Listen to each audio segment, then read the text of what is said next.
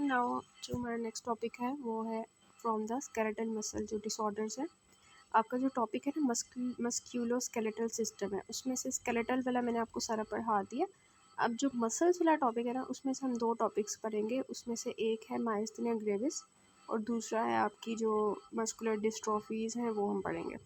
तो सबसे पहले मायस्थेनिया ग्रेविस की बात करते हैं। इसके बारे में आपको पता होगा कि ये हमारे पास जो है सबसे पहले क्या होता है, यहाँ पर ये हमारे पास मसल है, ठीक है, और सॉरी ये हमारे पास जो है नर्व आ रही है और ये हमारे पास मसल है, ठीक है।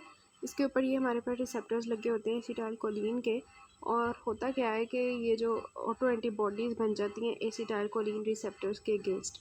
उसकी वजह से क्या होता है, जो एसिटाइलकोलिन होती है ना, उसने जो रिसेप्टर के साथ बाइंड होना होता है अपने, और मसल की कंट्रैक्शन करवानी होती है, वो नहीं होती, क्योंकि ऑटो एंटीबॉडीज़ आके रिसेप्टर्स को ब्लॉक कर देती हैं। उसकी वजह से मसल की कंट्रैक्शन नहीं होती। अब मसल की जब कंट्रैक्शन नहीं होगी तो अल्टीमेटली क्या होगा, अल्टीमेटली ये होगा, पेशेंट का जो मसल है ना, मायस्थेनिया ग्रेविस की वजह से मसल्स वीक हो जाते हैं पेशेंट के।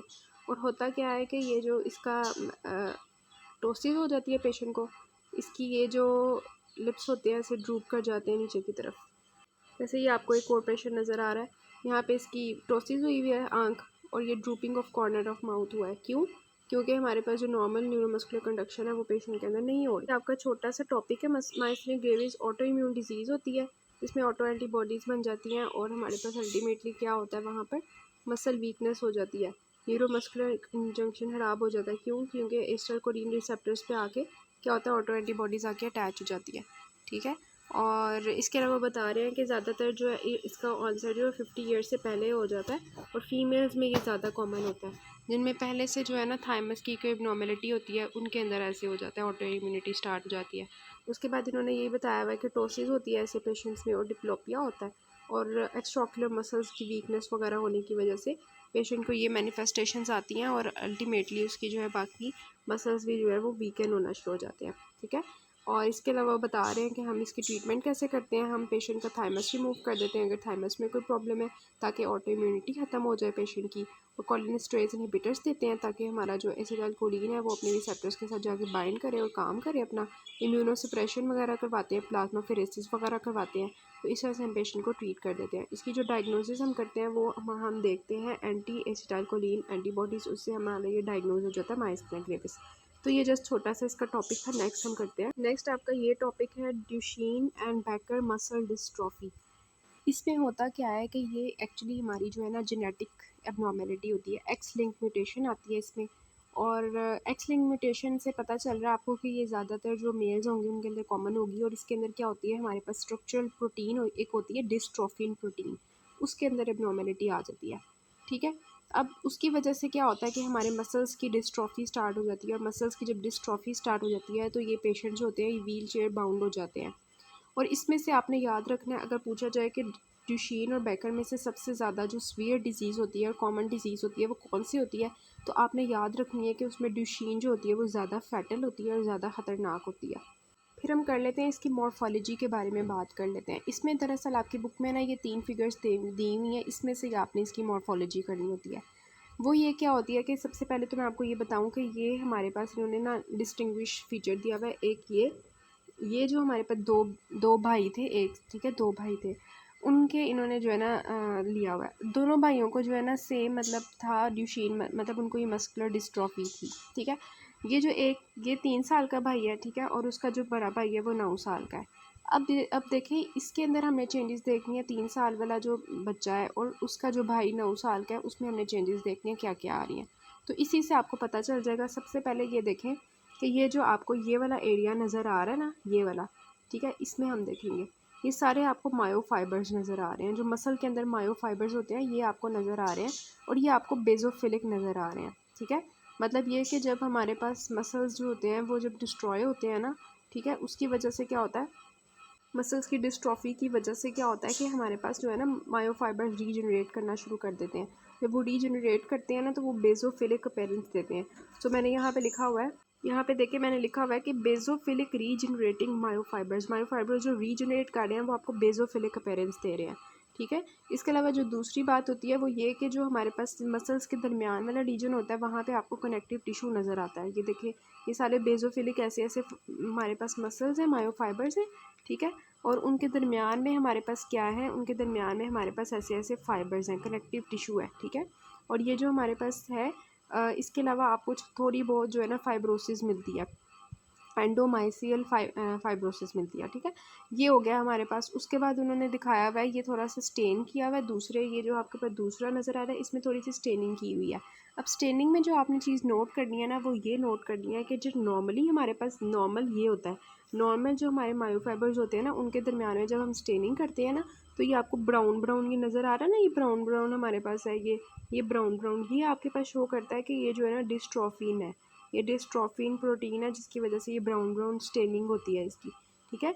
लेकिन हमारे पास क्या होता है कि जब हमारे पास ये होती है डिजीज़, तो डिस्ट्रोफिन ना होने की वजह से, डिस्ट्रोफिन ना होने की वजह से पेशेंट के अंदर जो ये वाला अपीयरेंस आती है, बिल्कुल उसके ऑपोजिट क्या अपीयरेंस आ रही है कि ये जो ब्राउनिश हमारे पास इन दोनों मसल फाइबर्स के दरमियान में चीज़ें थी, अब वो देखें बिल्कुल ख़त्म हो गई है, आपको वाइट वाइट सारा नज़र आ रहा है, ये सारा आपको वाइट नज़र आ रहा है एरिया, ठीक है। ये सारा आपको वाइट नज़र आ रही है, जो ब्लैक से मैं कर रही हूँ सारा वाइट है। अब यहाँ पे आपको कोई ब्राउन ब्राउन डिस्टिंग्विशिंग चीज़ें नहीं नज़र आ रही, डिस्ट्रोफिन ख़त्म हो गई हुई है उसके अंदर से।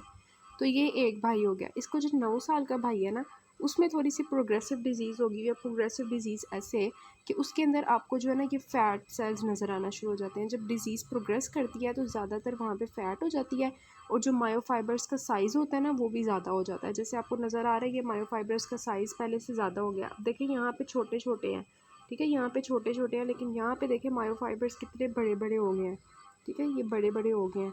और इसके अलावा आपको जो है वो फाइब्रोसिस भी यहाँ पे ज़्यादा मिलती है, या आपको फाइब्रोसिस भी ज़्यादा मिलती है। तो ये डिस्टिंग्विशिंग चीज़ होती है इसमें कि शुरू में क्या था, हमारे जो मसल्स थे ना वो छोटे छोटे थे, ठीक है।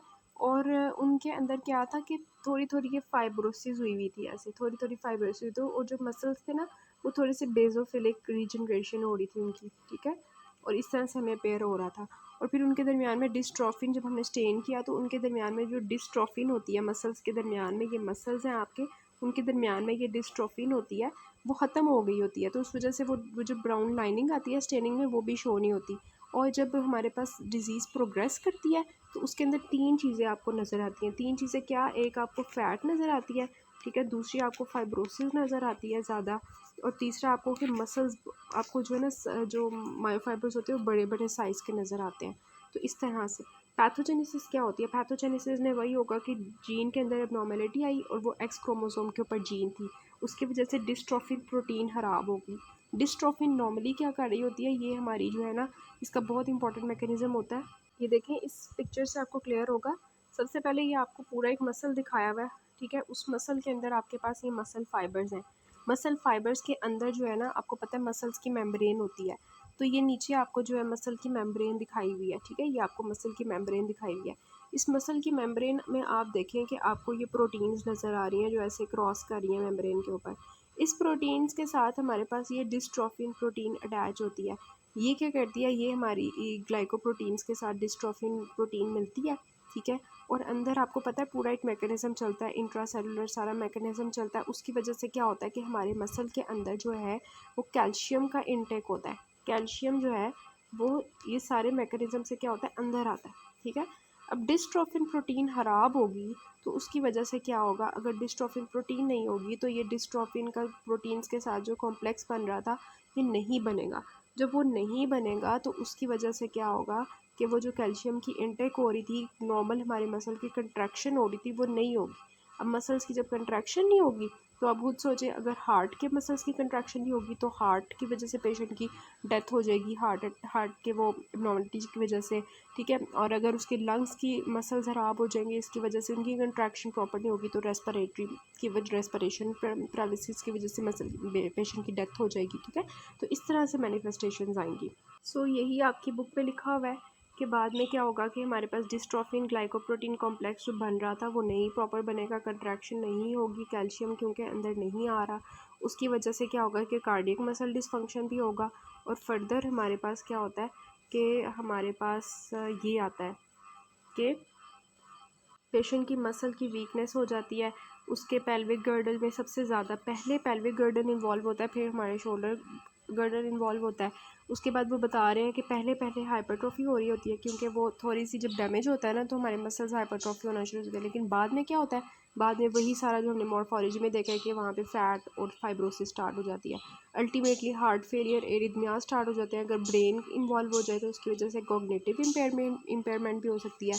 और इसके लिए जो हमारे पास डेथ होती है वो हमारे पास क्यों होती है, रेस्पिरेटरी इंसफिशेंसी की वजह से, निमोनिया की वजह से, कार्डियक डिकम्पनसेशन की वजह से। और इन पेशेंट्स में जब हम डायग्नोसिस करवाते हैं, लैब डायग्नोसिस, तो हमें सीरम क्रिएटिनिन लेवल जो होता है वो हमारे पास मसल डीजेनरेशन की वजह से ज़्यादा मिलता है। ठीक है, this is all about these topics.